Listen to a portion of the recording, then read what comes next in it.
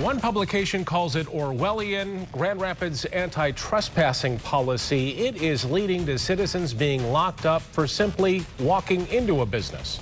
You can imagine it's highly controversial, and tonight we learned most business owners who signed up for it had no idea just how harsh the law can be. 24-Hour News 8's Heather Walker is live with a closer look at the old policy that's getting some new attention tonight. Heather. Good evening. Yeah, the ACLU actually filed a lawsuit against the city. That's going to be heading to trial soon. Now, for the business owners, it seems like a good idea. Sign an anti-trespassing policy, keep away from their business, but it actually gives police much more power. And some say it targets the black community.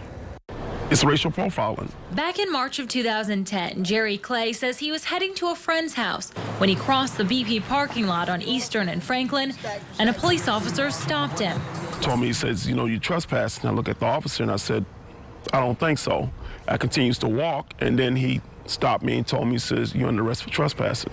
But Clay says he wasn't causing any trouble or told to leave by the owner or an employee. Instead, he says he was considered trespassing because the owner signed a no trespassing letter.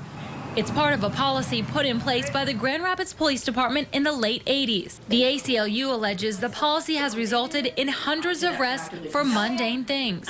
According to a lawsuit filed against the city by the ACLU, one man was a designated driver who was arrested after dropping his friends off at a club.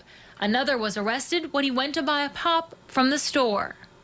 The biggest problem is that it gives police the power to decide who's trespassing and who isn't. A right that many think should be designated to the property owner. But after surveying business owners who signed the no trespassing letter, we learned the business owners had no idea they were giving up their rights. It's a little messed up that they are able to do things like that. More disturbing, the ACLU analyzed police reports and learned that there is a racial disparity in the arrests.